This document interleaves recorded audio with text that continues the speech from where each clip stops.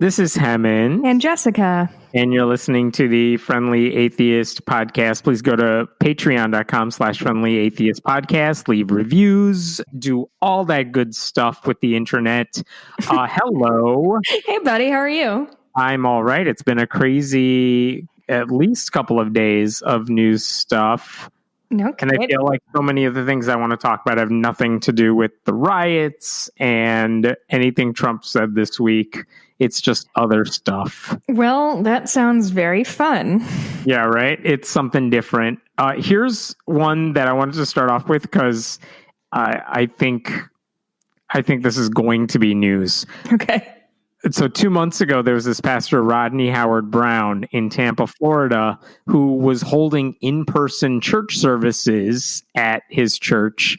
And it was so bad and so early in the pandemic that this guy actually got arrested for doing it. Did we talk about him, or was there somebody else who got arrested? About it. There were a few that got arrested. Right. This is not Tony Spell from Louisiana, which is the more famous one. Mm-hmm. But this guy is famous for like having these services where everyone's just laughing hilariously, and that's the way they heal. I don't know what they do. I don't get it. But wait, is it like anyway? Okay, no, go ahead. Anyway, he was arrested. Seriously, they just laugh. And they do this for like 20 minutes on end. There's a thing called laughter yoga that Ross and Carrie did on their podcast. It's not laughter. It's rational. Is it like speaking in tongues, but laughing in tongues? Imagine the funniest joke you've ever heard, except no one said anything. We just hear your reaction. And it's just, I hate it. And then imagine like 100 people reacting. It just sounds haunted. I don't know if that's a real description of anything, but it just sounds haunted. I will give him this. So like after he got arrested, he actually agreed to do whatever it is they wanted him to do. So he just set up shop in his home studio. He broadcast his sermons from home with his wife sometimes. Like, fine, that's what you're supposed to do. What we're doing, kind of. Yeah. And now they're opening stuff back up in Florida, Republican state. They don't care about the science. So this weekend, human beings, this Sunday, he is holding an event called The Stand 20, which I think means like the year is 2020. The Stand, like the Stephen King book? Probably, because it's a scary ending. It's going to be an open-air mass healing and miracle service. Basically, almost 3,000 people have signed up to come to like his backyard / his church. They're going to hold this out. 3,000 have signed up. And that was like as of yesterday night, maybe, or this morning rather. Like it's thousands of people have registered, but that's like also, it's kind of like on Facebook when you say you're going to go somewhere, who knows how many follow through. Sure. But listen, I threw a lot of parties in college. I know those yes answers are not reliable. Right. So if 3,000-ish people say they're coming, who knows what the actual number is. But the funniest thing, and it's funny because I'm not there and it's sad, is that if you go to register, which I did, they make you sign a waiver, which basically, let me find you the thing it says, because I looked this. Okay, here's what the waiver says. When you sign your name to it, you're basically assuming all of the risks, and I'm quoting, that might arise from negligence or carelessness on the part of basically everyone involved. What they're saying is if you get COVID from coming to this service, too damn bad for you. And by the way, they also said, no masks. You don't have to wear a mask. No social distancing. They're not doing any of that. Masks are for women. The worst thing I can think of. Women don't have to wear masks either. They also say in the waiver, I acknowledge that this activity and or future events may involve direct physical contact with people other than my immediate family and or household members. Like we're going to bump into each other. We may do baptisms. We may be putting hands on other people. They're totally doing all the stuff you're not supposed to do. Nope. And people are going to get sick. That's what's happened at church openings everywhere, and they're much smaller than this. Even though it's outside, doesn't matter. Right. That's happening this Sunday. COVIDpalooza, thanks to Jesus. That's happening in Tampa. Have fun with that. Here's one more sad, scary Republican story along the same line. Oh, just one more, Hemant? I thought we had enough to dine. I have 7 more, but this is the second on my list. Okay. Basically, the Centers for Disease Control and Prevention had guidance, as sketchy as it may be right now because of who's running the show. Mm-hmm. They put out guidance for different groups that may be getting together. So like schools, if you're opening up over the summer, here's what you should do to take precautions. They also had precautions for churches. And they had said, we recommend that you either, and I'm quoting, consider suspending or at least decreasing use of your choir or musical ensembles. And congregant singing, chanting, or reciting. Basically, keep your mouth shut. They also said the act of singing may contribute to the transmission of COVID-19. Yeah, of course. That's true. That makes sense. And then this last week, they also said, by the way, don't congregate if you can help it. Practice social distancing, wear face masks, everything you've heard a million times. They also said, don't use shared cups. Like in a Catholic church, if you're all drinking from the same chalice, don't do communion from the same that's the thing we say to kindergartners to keep them from getting sick. I'm kind of shocked that we have to tell it to grown adults during a pandemic. But listen, who am I? Yeah, exactly. All that guidance is gone now. Oh, sure. All of it. Basically, they said 2 White House officials said the first version posted by the CDC, which said, don't sing in your choirs because too much stuff in the air, and don't share cups. They said that version was not approved by the White House.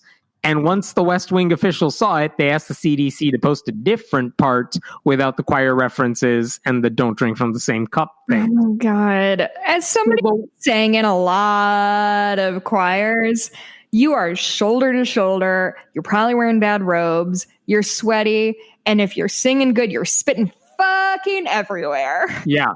And the amazing thing about that is once the CDC posted something, the White House, i.e., not health officials or experts or scientists, said, you know what? We don't like your recommendations, so we're going to override this. People who know what they're talking about. Recommendations are mildly inconvenient for me, so can we just change the sciences? Yes. And by the way, it should go without saying, religious gatherings have been the source of a whole bunch of outbreaks, and yet they're doing this anyway. Oh, wait, look, there's a third story about the Republicans. Oh, good. All right, there's a bunch of... This one happened last night, and I saw this story come up on my news feed, and it was from a paywalled website, so I couldn't read it. But the story, from what I could gather... Journalism, Hemant, Jesus. I thought about it, but then I don't like paying for one story. I don't want a subscription for the one story I want to read. But the thing I saw was Republican Atheist City Council. And I'm like, tell me more. Did we talk about this person last week?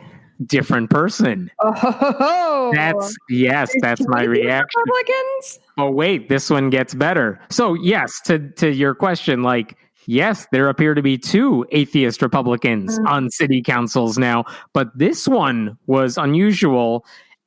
Here's what I can tell you about our friend Jeff Pastor, no pun intended with the last name. His name is Jeff Pastor. He's a Cincinnati City Council member. I guess in 2017, there were 24 people running for 9 seats, and basically the most votes get the 9 seats. He came in 9th, but he made the cut. He made City Council. Good for him. He posted something on Medium last week, where the website where people can post a lot of personal essays, one-off. I don't want to keep a blog, but I want to write one thing. There you go, medium.com. I feel like Medium is a source of a lot of 20-something white people with bad opinions. Would that be fair? Sometimes it can be, but also I've read short blog posts for people who they don't want to post all the time, so they don't keep a blog. I've read a few good things on there. This one was interesting because he posted a thing I want to read the title of this because it was very interesting. Here's the title of his post. Ever met a Black Jew Republican polyamorous atheist? ? And I'm like, wait. Back up for a second. Back up. I have many questions. There's so many words I was excited to hear and confused by. Yes, that's like I was thinking there are ways to mix and match some of those things in a way that's plausible. I don't think I can recall ever hearing all of them at once. But go on. Wait, could you read that list again? And then I want us to decide which one is the most shocking to be paired with a Republican. Go ahead. I will do that for you. And then I'll give you my answer. Have you ever met a black Jew, Republican, polyamorous atheist?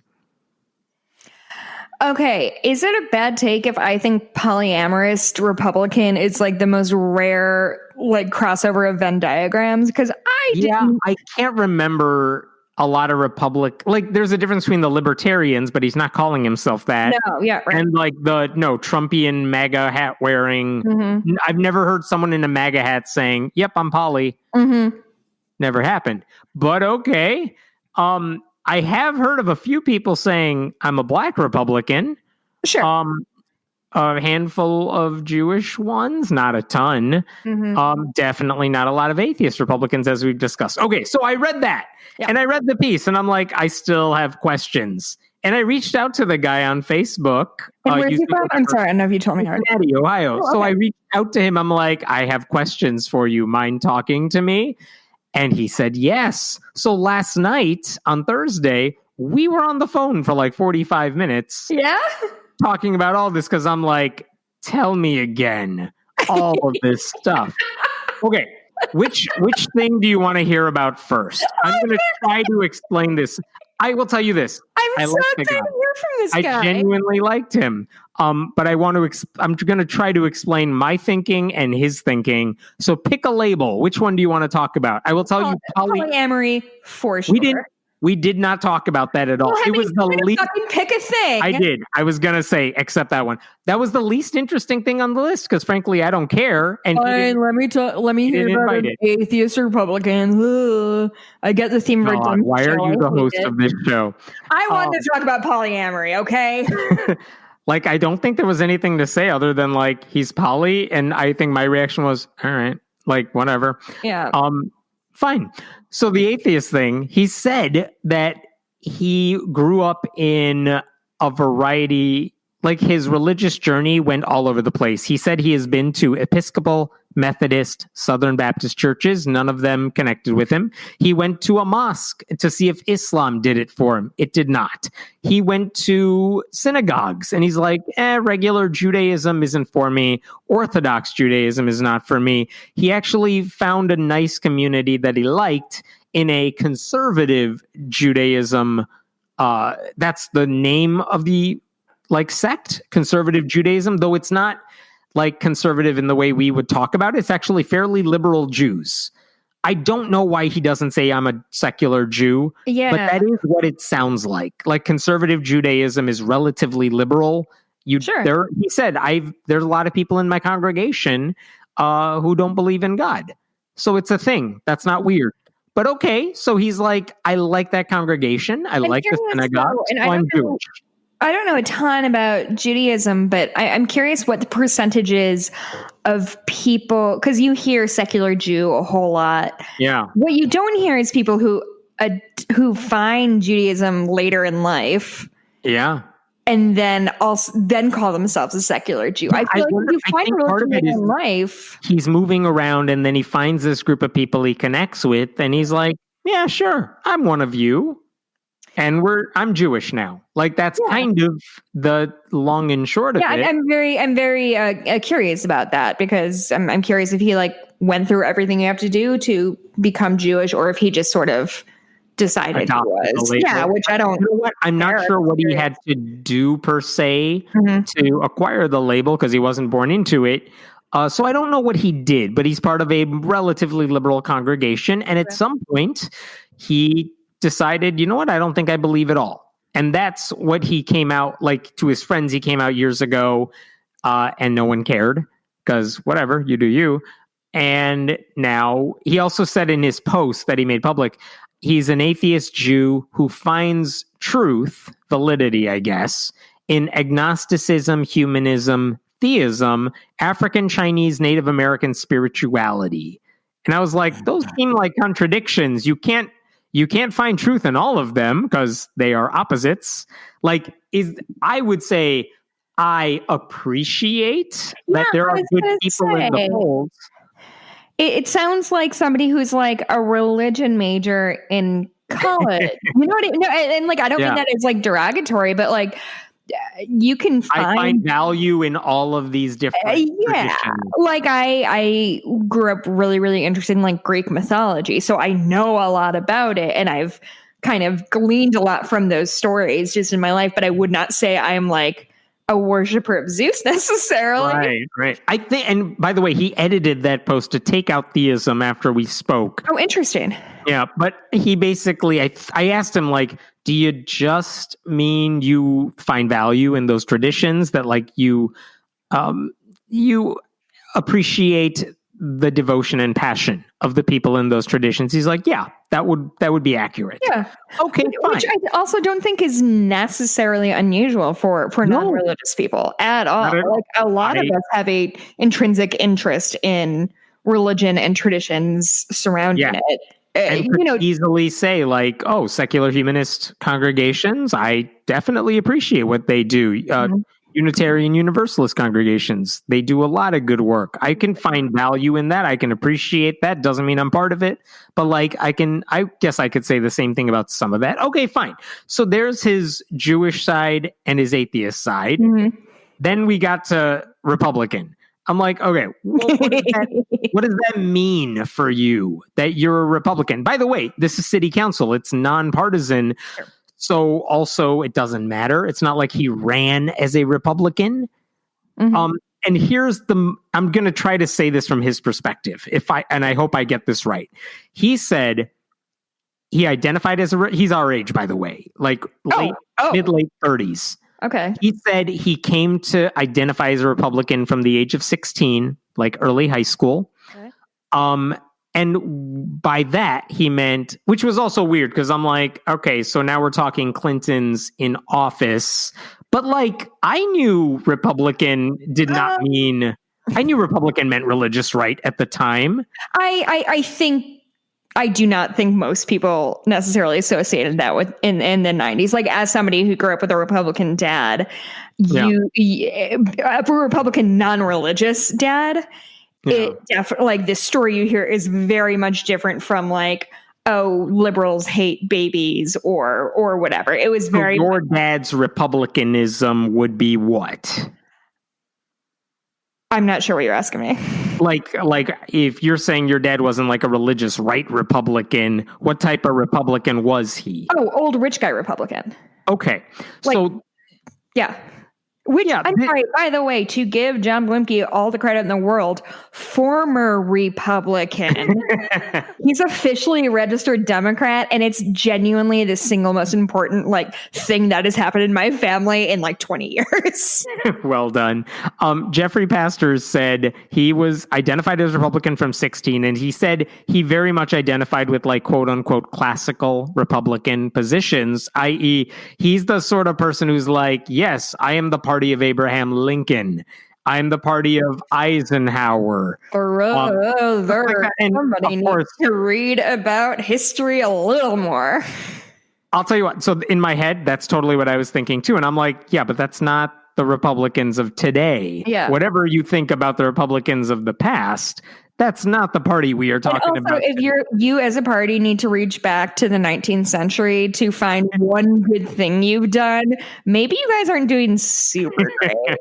Well, and I was like, the party that you're talking about seems at least closer to the Democrats of today. Yeah, right? Sorry, but I just think it's fucking hysterical when because you see this shit all the time on Facebook or Twitter or whatever, of the Republicans were the first person to elect a person of color into office, and the Republicans were the first person to have and it's like, oh, bud, do you think you as a party represent the Black population more? And if so, why do you think it's all old white guys who represent you? Like, Right. you cannot take pride in having the first Black representative or whatever they said, and then today be 95% white and male and be like, yeah, remember 90 years ago we had a Black dude that one time. It's like if you're an old racist white guy and you're like, no, I had a Black friend in college. I swear to fucking God, I don't remember his name and we do not stay in touch. But like, I am immune now. I'm immune from racism. So I raised all of this stuff to him, and he's heard it all before too, because he's had a lifetime to think about this and get a lot of shit for it. Yeah. So he's heard all this. So here's his argument, I think. He's saying he's not necessarily the party of Trump. He likes limited government. He supports LGBTQ rights. He likes his guns. He's a libertarian in those ways. Here's what he said about Democrats. He thinks they take the Black vote for granted, which I kind of agree with, but I also would argue they have kind of good reason for that because their policies are by and large better, not always. He pointed out, like, they're the Bill Clinton criminal, what am I thinking of? Like, the bill that Bill Clinton signed has hurt African Americans. Yes. I'll think of it, but go ahead. I'm like, yes, that is legit. Like, Democratic policies have not helped the African American community, historically speaking, but also look at the alternative right now, and also look at the progressive voices in the Democratic Party right now who are very much pushing to make sure Democrats don't take Black votes for granted, regardless of what stupid thing Joe Biden might say about it. It was Criminal Justice Reform 1994 crime bill passed by Congress. And that put more Black people behind bars for stupid things. Like, it was that sort of stupid. Okay, so I'm with him. Like, Democrats are not perfect by any means. God, no. He also said rightly, I think, both parties are classist. They cater to the rich. I agree. And so my question, of course, is, okay, but the GOP is drifting further and further to the right. So whatever you're saying about the Republican Party, that's not where they are at right now, right? And basically, from what I could gather, his argument is, I'm a Republican the way it was meant to be. And I bet this is me putting words in his mouth, not his exact words. He's saying, I'm where the Republican Party used to be. I'm where the Republican Party should be. And the way for me to make a difference is to keep that label and try to pull people to my way of thinking, as opposed to me shifting over to where they're at.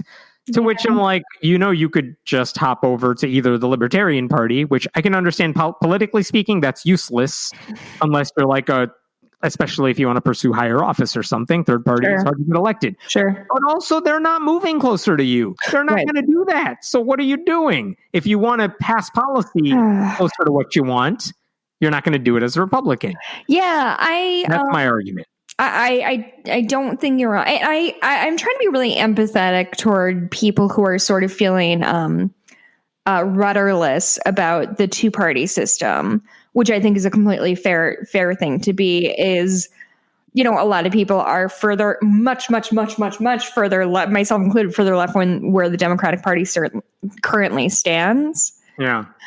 And I would generally argue and say, pull the party left as a group. That's our best way to to have like net good things happen, right? It's not about Democrats winning just for the sake of winning. It is an opportunity to make the country a better place as much as we can. Right. And in that sense, it's like, all right, I mean, I guess I get where you're coming from. I just don't think that would ever happen. They're not moving in your direction. They're not. That's what I'm saying is, like, I understand the idea of feeling abandoned by your party, but also, I don't know. Like, look at what some Republicans have done. Look at what some of them have formed, like the Lincoln Project and some other, like the Never Trump Republicans have become more vocal about this, especially now, where they're saying, look, we are Republicans. We think of ourselves as Republicans. We cannot support what today's Republican Party is doing. And so, you know what? We're voting for Biden. We don't want you to vote for Republicans. I think they just came out with a list of commercials, like short little internet-only commercials, where they talk to other people, other former Republicans who are just ashamed of what the party's become. And they all kind of have this, I don't love Biden, which is hardly a ringing endorsement, right? But all of the Republicans in charge of that group say, you know what, though? That's authentic. They don't like Biden. They don't like his policies. They are Republican. but also they hate Trump, and they want everyone to know why they hate Trump and why they would not vote for Trump. Yeah, and I think that, oh God, there's many, many, many reasons why I'm not thrilled about a Biden nominee and all of that. However, the one thing I can say in a very, very general sense is that the John Blumkes of the world, right? The newfound, and I don't even know if my dad considers himself a Democrat, but he is does not want to have anything to do with the Republican Party anymore. He doesn't give a fuck. I see my dad and the John Blumkes of the world, of which there are no few people who have been lifelong Republicans and aren't drinking the Kool-Aid, right? Like, don't see their values reflected anymore. I see those people being more comfortable with Joe Biden than an Elizabeth Warren or a Bernie Sanders. Or I know, of all things, like, you should be thrilled by Joe Biden then, because he is as centrist, right. You know what I mean? Compared to, he's a weeble wobble on the center of the political scale, which is not my preference, but I also think that gives us. I would rather pass shit that is, while not perfect, a little bit effective than keep trying to pass the bills of my dreams and running up against Mitch McConnell and his lack of chin. It's, I don't know. I should make fun of people with weak chins, though, right? Yeah, that's the least problematic thing about Mitch McConnell. Most problematic thing about me, so there's a lot to it. So Jeffrey Pastor, this guy goes on to say, look, he's at least heard the Uncle Tom epithets from one side. He's heard rhino from fellow Republicans. Right. He's that Republican. Do you want to explain what a rhino is? I don't know if that's... Yeah, a Republican in name only. He calls himself a Republican, but he doesn't follow any of the Republican stuff. But I will say, when he ran for city council in 2017, he didn't have to call himself a Republican because it's city council. It's nonpartisan. I did ask him, are you thinking about running for higher office? He said it's not out of the question. He may want to do that in the future. If he does that, whether it's state legislature or Congress or something, then the Republican label's going to be more than some whimsical quirk. Then it's going to be what the hell are you doing now? You know what I mean? Yeah. Right now, it's a thought experiment. Right. And I don't know. And maybe I'm completely wrong. God knows I don't fucking know anything. But one kind of wonders, if you're running as a Republican but have many left-leaning sort of tendencies, who is your audience there? Because I know I wouldn't vote for anybody labeled Republican because I think that everything the party does is shitty. But most Republicans would, if they did any kind of digging into his policies, would be well, no, he doesn't represent us. So who is this man representing? Yeah, it seems like you could more easily find a YouTube constituency than voters who would put you in office with that thinking. And sorry, I want to be clear.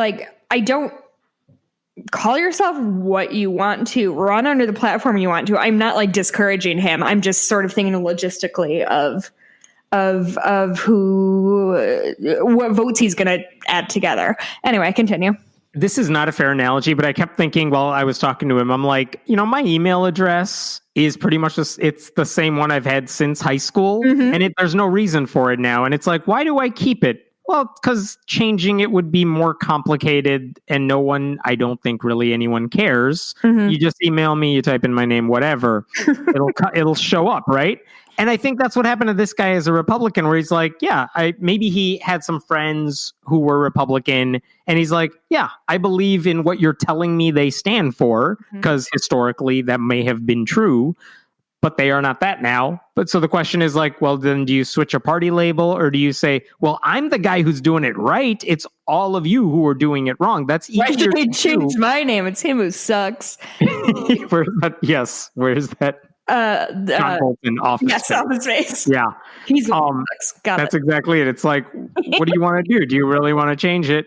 He doesn't want to change it. So you can't get mad at him, I guess, though it does come across as Can I also say, I fucked that quote up in the most pretentious way possible, because I said, it's him who sucks, as if that's how normal human beings talk. He's the one who sucks. I know the quote. I've seen the movie. Go ahead. Yes, it's all good. I was trying to think of anything else that we talked about that was interesting. I'm really fascinated by this guy, though. I did enjoy talking to him for what it's worth. You said he's from Cincy? He's from Cincy. He's going to be up for re-election next year. He is planning on running for city council again next year. He does really seem to enjoy talking about this stuff because I think he gets a kick out of ruining everyone else's assumptions about who he is. Sure, which I bet is an extraordinarily satisfying place to live in. I do that by being overly nice to people in public, and if they find out I'm an atheist, I'm like, good. I'm very polite to people in public, except for today. I went to the dog park for the first time in a month, and a woman gave me a dirty look because Dottie ran by her and got a flick of dirt on her shoulder, and she like looked at me like, oh, and I was like, I said, we're in a dog park, but what I wanted to say is, you're sitting on the ground in the mud in a dog park. Are you sure it's my dog? That's the problem here. Anyway, nice. Ruined my very, very good day. Let's move on to Jerry Falwell because he was, again, here's what he tried to do. So in Virginia, Governor Ralph Northam basically said he's instituting whatever they want to call it, whatever policy you could do in the state, saying basically if you go in a public space, you must wear a mask. He is mandating you wear a mask. Maybe there's an exception for health, but otherwise everyone's got to wear a mask. Fine. Hey, that just really not weird. Quick cue. Do you personally know of any health exemptions that mean you cannot wear a mask? Yes. Okay. So they're not. It's not frivolous. Like there are not made up from whole cloth. No. Maybe some people are, but there are legit reasons you might not be able to wear a mask. Definitely people who are straight up. Yeah, I can tell because they're recording the conversation on their phone and yelling, the ADA says you can't ask me why I won't wear a mask. And it's like, ma'am, you're as fine. You take a puff from the cigarette. Oh my God.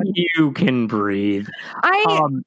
Really, just sidebar. There's a couple videos floating around of like various Costco and like whatever grocery store members dealing with assholes on the internet. And I just want to say to you all, like, thank you so much. There's one from Costco where a guy is like, which, oh my God, it's so good. He's in Costco and he's recording this dude, this employee, right?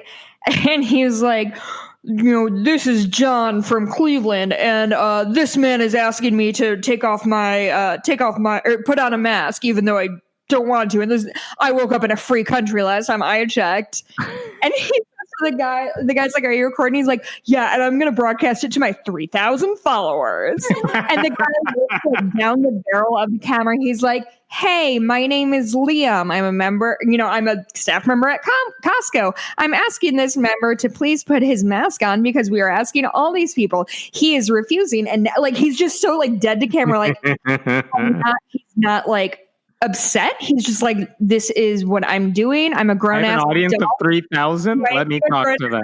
Trying to like make sure people don't die, even though I'm getting probably minimum wage. But please take your fucking camera and your 3,000 followers out of my face. I would say if you have 3,000 followers and you're doing a live stream, that probably means 12 are watching. Okay, I only have like 2,000 followers or less. So let's not bag on those of us who aren't fucking blue checkmarked elitists. Affirmative action works. Okay, so I'm talking about Jerry Falwell Jr. Here's what he did. Ralph Northam, the governor, said you got to wear a mask. Jerry Falwell's like, fuck you, I don't have to wear a mask. But Jerry Falwell's like, if there's one thing I've always said, it's I will never wear a mask since the 70s. I've been saying this. He tweeted out a picture. He's like, well, I'm paraphrasing, if I have to wear a mask, it's gonna be this one. And he posts a picture of a photoshopped mask. This moment. I shall. It's a Photoshop picture of a mask with one man in blackface and another wearing a KKK costume. Now, some of you hearing this will know what I'm referencing, but I just want you to, let's say you know nothing else about it and you just see the picture. All you see is a man in blackface next to a man in a KKK costume. And Jerry Falwell's like, haha, that's the mask I'm going to wear. And everyone's like, yeah, you see it. Okay, here's the backstory that Falwell knows, and people who follow politics will know too. Last year, Ralph Northam got in trouble because that picture in question they said he's the guy in blackface, Governor Ralph Northam, the Democrat. And he took this in like medical school at some party. And Ralph Northam is like, yeah, it was a long time ago. It was a stupid thing to do. And then later he's like, that wasn't me. I can't verify it was me. It wasn't me. And they all wanted him to resign. He didn't resign. And you know what? Virginia's better off because he didn't resign. He's done some really good stuff since then. But also long and hard about these kinds of decisions. So Jerry Falwell's like, I'm only going to wear a mask if this picture of Governor Blackface himself is on it. Okay, so when you were describing it, I misunderstood what you were saying. Which part? So I thought when you said he's only wearing a mask with like this, I thought his implication was the only mask he'll wear is like a KKK hood. Oh, I mean, I wouldn't be surprised. No, not at all. But it's literally a mask with that picture on it. Yes. As in, I'm going to walk into Costco and everyone's going to see the KKK hood on my mouth next to the blackface guy. So, okay, here's my question. Yes. If you're this idiot, yes, you're obviously trying to like hashtag own the libs because that's your only like source of joy. Here's my question though. Are you using that picture to say, I know blackface is wrong, and therefore I am mocking the governor for doing it? Or is he saying the libs are so snowflakey that, you know, only blackface and a KKK hood would like hashtag trigger them? Like, I don't understand his goal. Okay. His goal is if the governor is going to make me wear a mask, I'm going to mock the governor using the most cringy picture of the governor I can imagine, which is this thing he got in trouble for. But Falwell does not certainly think that blackface is inherently bad, right?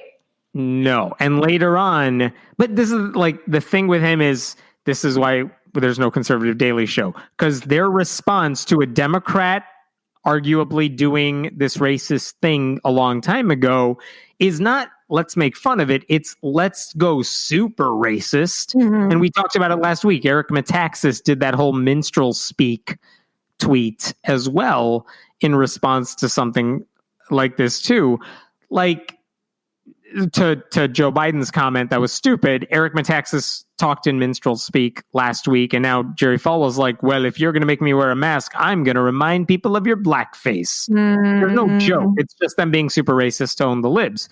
It's just them hurting as many people as they know how to hurt. Yeah, let me spread this awful image, and who cares? Because he doesn't think about other people. No. Never. He also said later on he was trying to correct. What did he say later? Just so folks outside Virginia, unfamiliar with the pick and the mask, understand, blah, blah, blah. It's from the governor's thing. Just a way to shine a spotlight on the fact that Democrats are and always have been the real racists in this country.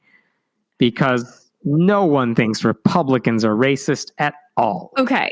This isn't even the story I wanted to talk about. Oh my God. No, it just really, really, really bugs me that when GOP people put together laws that are actively racist or say things that are actively harmful to other people, and their only redirect, if they're called out on it, is, well, one of your guys did something pretty shitty 30 years ago, so we're basically all the same. Like, it's just, right. It's just what, like, because I don't think there's any justification. This is the argument I've heard for Joe Biden too. Like, anytime I've argued or heard someone argue, like, vote for Joe Biden because who's going to replace Ruth Bader Ginsburg? Who do you want to replace liberals on the court or throughout the federal judiciary? Mm-hmm. And one stupid response that I've heard back from other potential Democrats or voters is like, well, he's the reason we have Clarence Thomas on the Supreme Court. He didn't listen to Anita Hill. And it's like,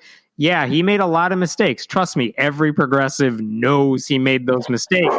And also, yeah, that's how I feel too. Every progressive knows, like, I don't even know what she's barking at. Every progressive knows, like, you hold Biden's feet to the fire and he's learned from his mistakes and he will be pushed by Democrats to not make those mistakes again. Like, don't hold him to account for his past, But also, he's not the same guy he was 20, 30 years ago. No, and also, like, if you have anybody of a certain age who's had a certain amount of experience in politics, you're gonna find really shitty shit. And I want to be clear. By the way, why Ralph Northam did not and should not have resigned, because since he's been in office in the past year and he chose not to resign because there was a chance a Republican could have taken his governorship, they have passed so much progressive legislation that is incredible. And like Virginia is a better state because he signed off on that stuff. So it's like, and I wouldn't say, yes. And I would say, like, I don't know. I really don't. And this is something we've talked about at length. And I think it is the challenge of being a party of people who have sincerely held morals and not sort of grandstanding, holding up God. Like, I genuinely have a moral quandary about, was that the right thing to do? And I think we talked about this. And Franken, we talked about this last year when this whole blackface thing came out.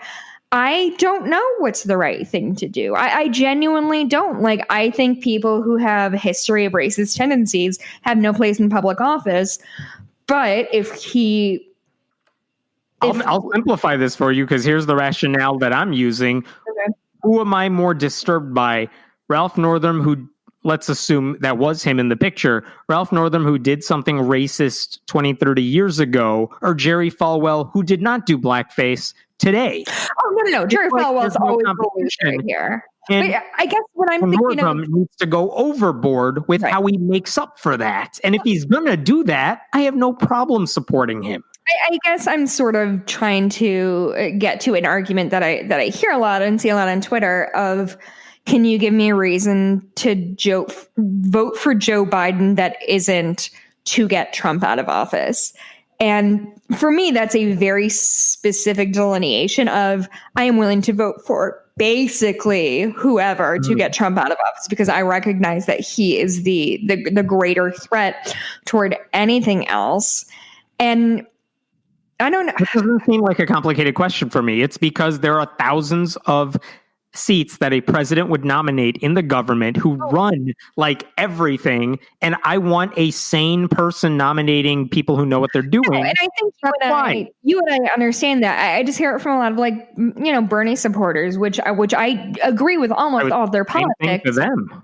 But I don't. It's a thing I hear a lot, and I don't know how to respond to that, because if your head is in a place of, well, I think the policies I want are the only way to move forward as a country, which I don't disagree with. I think bringing more democratic socialism into our country is basically the only way we can make sure people don't keep fucking dying for no specific reason from poverty, etc.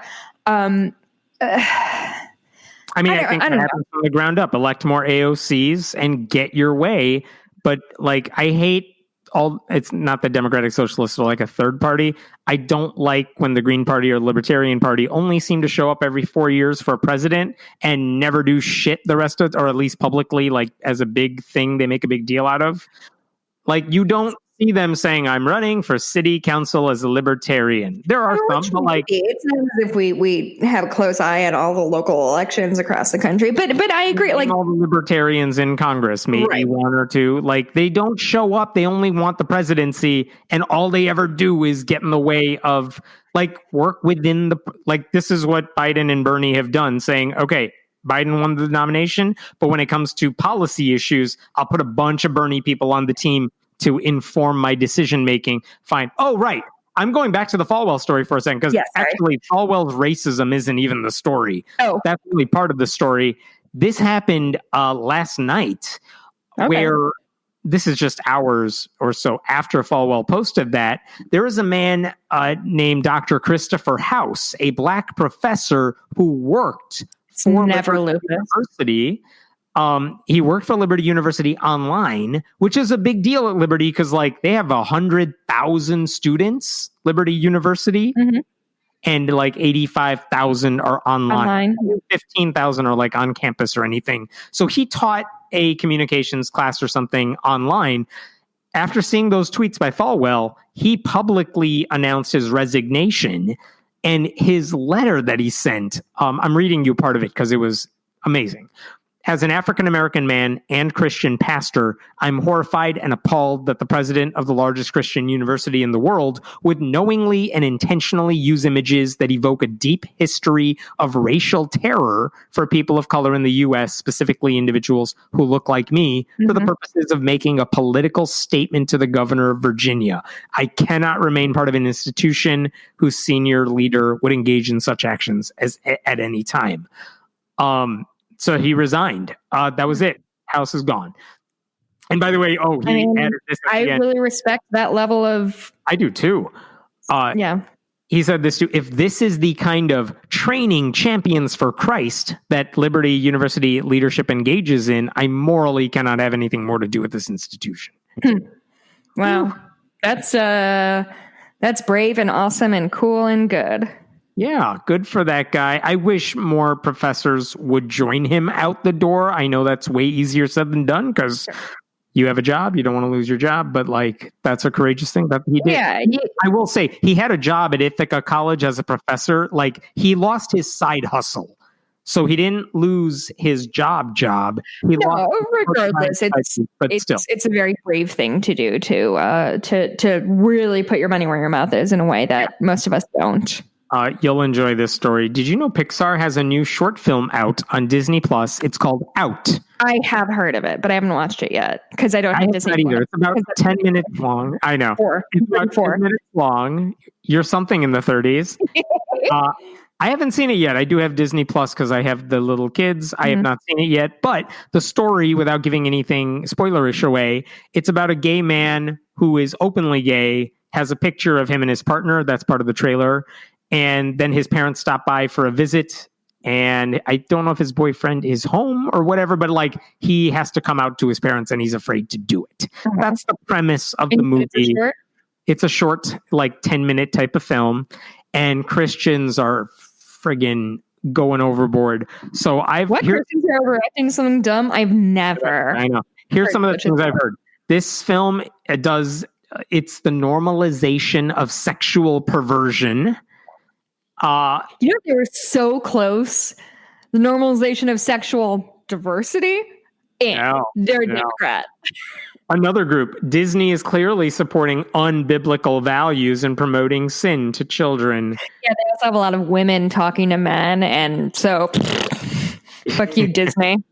Yes, and what was the other one? They're pushing the homosexual agenda with this movie, which I was surprised by because you can't say homosexual agenda anymore. It doesn't even make sense.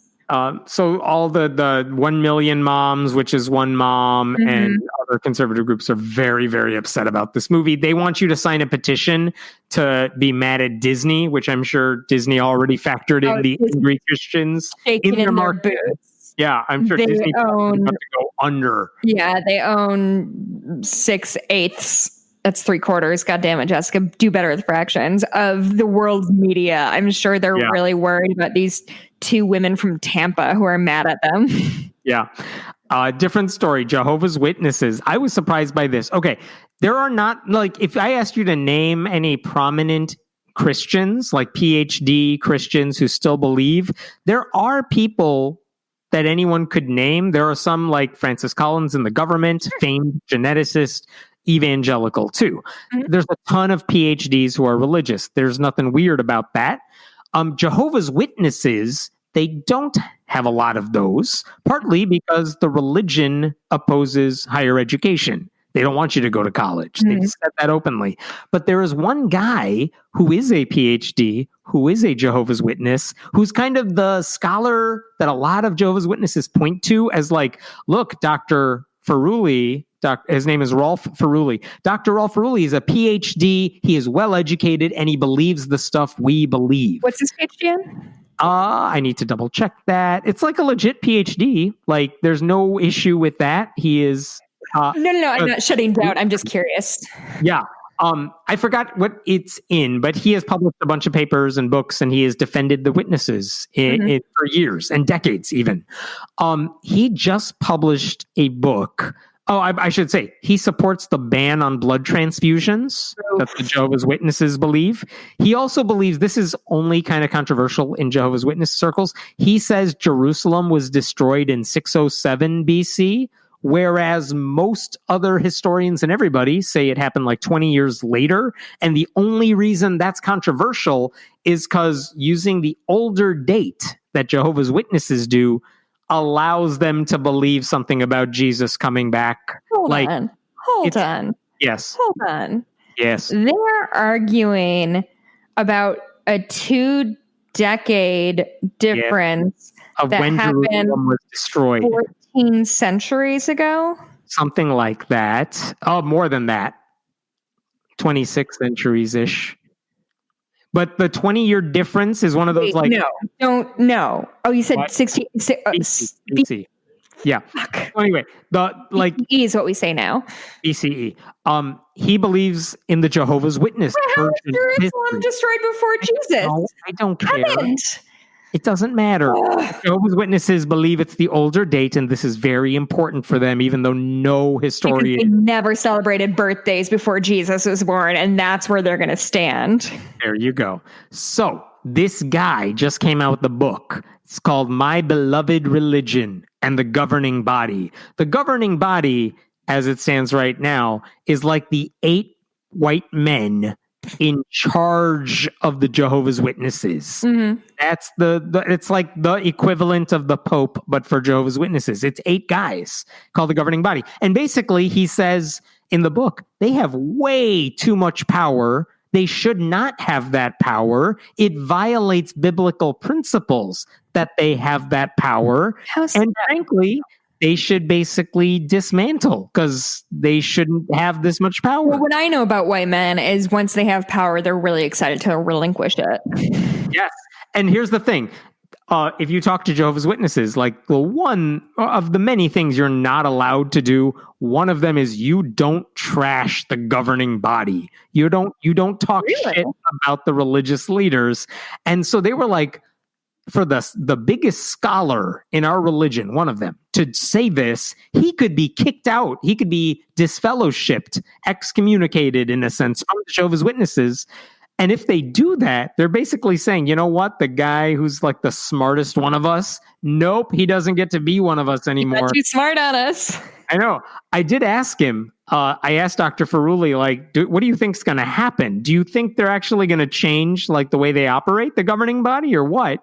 And he said, like, I can't guess what they're going to do, but he did say, I am not guilty of apostasy, but I do believe in all the doctrines taught by Jehovah's Witnesses. He said this: to point out errors that have been done by the leaders is not apostasy according to the Bible. So if the governing body says that I'm an apostate, they are making a human commandment that is not based on the Bible. If they kick me out, he's saying, like, well, that's unbiblical too, because I'm not doing anything that goes against the faith. The question is, can they deal with criticism? Sure. And it'll be interesting to see how they handle it. A lot of dissent from within this week, huh? I know, right? Let's talk about this rock star guy. Yeah. What's his deal? Yeah, so his name is Hawk Nelson, obviously, which is... The band is Hawk Nelson. Oh, leader of Christian... Yeah, listen, am I reading this? Yeah, his name's John Steingard. He's lead singer of Christian rock band Hawk Nelson, which, I'm sorry, that's a better name for a human than a band, but whatever. It really is. So they're a Christian rock band, and this week on Instagram, which is the AP of the 21st century, he came out as, did he use the word atheist? He said he no longer believe in God. Yeah. I'm going to read, so it's long. I'm going to read some of the pull quotes. He said, I've been terrified to post this for a while, but it feels like it's time for me to be honest. I hope this is not the end of the conversation, but the beginning. I hope this is encouraging people who might feel the same, but are afraid to speak as I am. I want to be open. I want to be transparent with you all, and also open to having my heart change in the future. I'm not looking for debate, blah, blah, blah, blah. He talked about He had a problem with evangelical Christian culture. His dad is a pastor. He always kind of had problems with it. Quote, I remember being uncomfortable with certain things. Praying in public always felt like some kind of weird performance art. Emotional cries such as Holy Spirit, come fill this place, always felt clunky and awkward leaving my lips. A youth conference I attended encouraged every team to sign a pledge that they would, quote, date Jesus for a year. It felt manipulative and unsettling to me. I didn't sign it. So despite those concerns, this is Daily Wire that I'm reading this off of. He ended up pursuing music. Are we reading Tucker? Isn't that Tucker's? No, that's Daily Caller. Oh, I don't know. Daily Wire is regular. Okay. It's pretty chill. So he formed this Christian band, or was a part of this Christian band, but he continued to sort of feel uncomfortable specifically with the concept of evil. Quote, if God is all-loving and all-powerful, why is there evil in the world? Can you not do anything about it? Does he choose not to? Is evil in the world a result of his desire to give us free will? Okay, then what about famine and disease and floods and all the suffering that isn't caused by humans and our free will? If God is loving, why does he send people to hell? It's a lot of the questions I think a lot of people have about Christianity that leads them to leave the faith eventually. It does. It's funny because it does feel like, forgive the term, like entry level doubting your faith stuff. But that's only to me and presumably for you because we've seen this before. We've seen this before. Like these are always the first steps of people questioning religion. He had an analogy that I really liked. He said something like, it's been more like pulling on the threads of a sweater and one day discovering that there was no more sweater left. Oh, interesting. Yeah. But he also said, why does God seem so pissed off in most of the Old Testament? Then all of a sudden he's a loving father in the New Testament. Why does he say not to kill, but then instructs Israel to turn around and kill men, women, and children to take the promised land? Why does God let Job suffer horrible things just to win a bout with Satan? Why does he tell Abraham to kill his son and then basically say, just kidding, that was a test? That's maybe my favorite thing that turns people into atheists. If God can do anything, can't you forgive without someone dying? I mean, my parents taught me to forgive people. No one dies in that scenario. Yeah. I mean, it's all good questions. And I don't know the answer to this. Like, when in his Christian rock star phase did he kind of realize, you know what? I'm not 100% into what I'm saying, singing, whatever. Yeah. I mean, it sounds like he's always sort of had doubts. And, I'm always curious about things like this. Like when you have built and I bet Seth Andrews would have some interesting insights on this because I like to think a lot of pastors who are in the pulpit who also go through the same doubts, but they still got to do sermons every week. Sure. Like you've sort of ingrained yourself into this lifestyle. And as soon as you have doubts, then what now? Because it's not as simple as me saying I was an atheist when I was like 20 or whatever. There was zero stakes. Like my one roommate was like, that's weird. And like, that was the biggest blowback I got. It's not like my career and my family are both wrapped up in it. So right. I'm always curious what the tipping point is. I think it's really incredibly brave and intellectually honest to do that because it would be very, very, very, very easy if I don't. Yeah, to just stay in the fold and just keep going. It's a career. It's a living. Yeah, I'm very impressed by that. I'm very proud of him, even though I don't know him, have never heard of him. But listen, we're all doing our best, man. I had one story for you that I don't think you've heard yet, which is going to make you laugh. Duck Dynasty. Remember Phil Robertson, the dad with the beard? You've seen pictures of him. No, yes. He's wearing camo on my head, of course. Yes, he's always wearing camo. They all wear camo. I don't get the show. Nobody can see them. It's science. So here's an interesting story. His sons have a podcast, and they shared this story yesterday, and it went totally off the rails from what I thought I was going to talk about. They said, I'm going to try to shorthand this, that a few weeks ago they got a letter from a woman named Phyllis, who said, your dad, Phil Robertson, is my dad. And they're like, okay, crazy woman, we get a lot of creepy fan mail. And you know what I mean? Like, that's weird. I'm going to be honest. When you said it's me, Phyllis, I was like, oh my God, my mom is finally waiting for something I can't bail her out of. I don't know what to do. So this woman basically says he's my dad. I was the product of an affair that he had. And The boys were basically saying, they said if we do the math, because she said she was 45 years old, they're like, wait a minute. Well, he became a Christian after that. Oh. So, ma'am, you don't exist. Pretty much. But they basically said, we kind of felt she wasn't a kook. Like, she wasn't trying to get money out of us or anything. You know what I mean? She didn't seem like that sort of a person. So they called her up and they're like, they believe her even more. Then they confront their parents. And he's like, I guess Phil Robertson said, well, how do you show this or whatever? And they said, do a DNA test. So they get DNA. And they sent in the DNA information, and basically the DNA lab says, yup, you guys are a match. She's definitely your daughter. And the thing that got to me was that as they are discussing this, the boys they said, yeah, he became a Christian after she was born, but he had the affair 9 months earlier when he wasn't a Christian. Therefore, that's their way of saying, see, this isn't hypocritical at all. Jessica ran away for a second, so I will react on her behalf. What?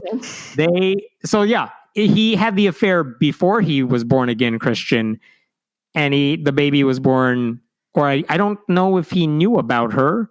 Like, I can't blame him if he didn't know she existed, but also, how do you not know? I mean, look, it's a very convenient thing that Christians and cult members all use of no matter what you did, it was before you found Jesus or you found Xena. Which is what they use for Trump too, like the right-wing Christians who back Trump say, yeah, all the pussy grabbing stuff he said before he found Jesus, but trust me, he's Christian now. I know about old white men. The thing I know about old white men is they love to change. Yeah, they don't like doing the things they've done for the last 50 years. It brings them no comfort. They like to learn new technology. They like to learn new games. They like to see women in charge. Man. So the guy who's known as, like, he walks around with the Bible in his hand, calls out the cruelty or he just basically bashes atheists everywhere he goes. And yet here's an interesting secret about him that apparently he didn't even know. Supposedly. Yeah. Oh, by the way, he also pointed out, I guess they met her. And maybe she'll come on their show soon or something. But here's what Robertson said on their show. It's a pretty cool explanation of redemption, reconciliation, love. I don't even know what that's in reference to, but I'm like, that, no, what? No, this is you being a hypocrite. Like, you can't just write everything off as I wasn't a good man before this second. Like, sure, I'm a serial killer, but I was a serial killer before I found Christ. So don't get mad at me for all the bodies. God, It's always that sort of a crazy excuse. Here's the thing, and this is what we deal with like over and over again, is this intellectual dishonesty of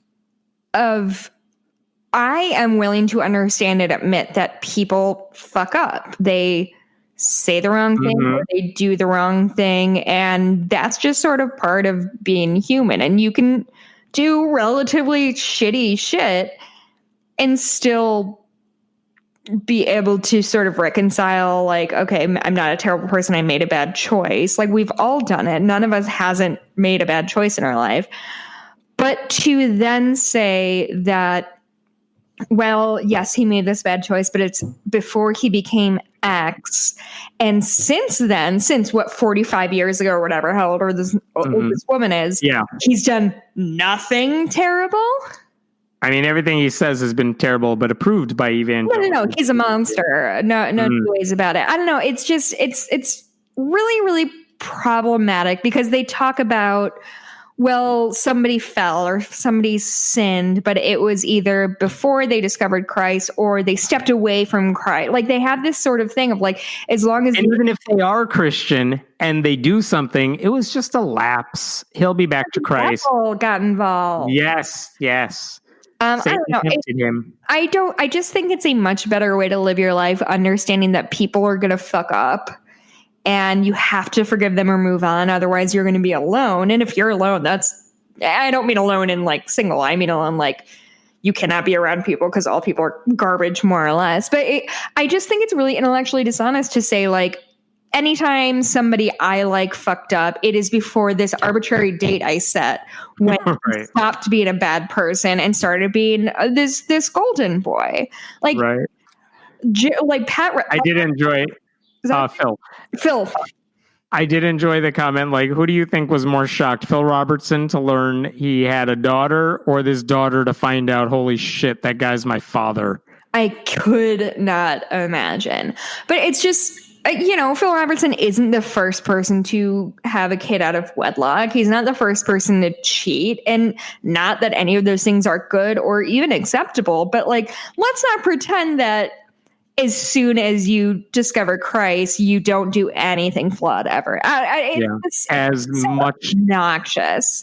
It's so as we gesture toward the Catholic Church. Yes, we're all looking at you. Yeah.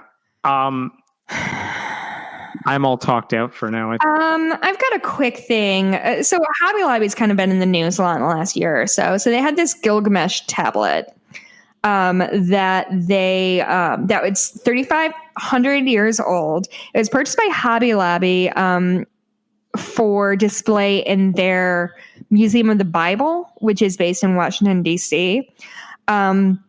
It turns out that artifact, though real, they bought it for $1.6 million in 2014. It is stolen, as many things are from pre-20th century. When they opened the Museum of the Bible, a lot of the goods they had, like thousands and thousands, were basically smuggled via a black market. And when they were buying it from people saying, we're building a museum, we need Bible artifacts. Oh, you have thousands of them? We're going to buy them. And it turns out they're getting them from this underground black market that they never should have. Yes. And I think this Gilgamesh thing is basically, like you said, it is real. It's just a Sumerian poem written thousands of years ago. And the reason it's in the Museum of the Bible is that parts of the artifact have details about the Great Flood that Christians attribute to the Noah story. It has stories about the Garden of Eden, which are relevant, obviously. So that's why they wanted it. But you're right. It turned out to be stolen. And they're once again in this situation where, like, they have to return more either stolen goods or we've also talked about fake goods that they bought, because everyone figured out these people will give you money for anything. And all the criminals are like, well, I have a good news. And I think it's sort of, again, coming at this interesting point in history that, for me personally, only in the last maybe 10 years, and granted I'm only 30, however old I am, I understood the problematic nature of Anglo museums, that they're almost exclusively stolen shit from, like, quote unquote, big air quotes, like lesser cultures, because, I don't know, the Iraqis can't be trusted to maintain something. It's a very paternalistic bullshit thing. So it's sort of satisfying to see this sort of coming to a head. So Richard Donahue, he's the U.S. attorney from the Eastern District of New York. He said, quote, whenever looted cultural property is found in this country, the United States government will do all it can to preserve heritage by returning such artifacts where they belong. In this case, a major auction house failed to meet its obligations by minimizing its concern that the provenance of an important Iraqi artifact was fabricated and withheld from the buyer information that undermined the province's reliability. So, yeah, it's whatever. Has Hobby Lobby or the Museum of the Bible done anything right in the past several years? No. I can't remember a story where it's like, yep, they're still doing awesome work. Like, every time the Museum of the Bible is in the news, it's because they did something shitty. Or they are lying to people who go inside. Most museums don't make headline news. That's sort of not their jam. But, like, name another museum that, like, the Art Institute is never in the news because, like, hey, that painting they have up, it's a forgery. Yeah. And then that's the same headline every 2 months. Like, when you privatize shit like that, there's a little less oversight, and maybe those things should be owned by the public or whatever. What? But you know what the fuck do I know? I'm just an idiot in a house in Aurora. Hey, where do we find you on the interwebs? Hey, you can always find me on Twitter. I'm at Blueberry, BLUEBURIE. I also want to say a couple hellos. One is to Diane and her wife, Jen.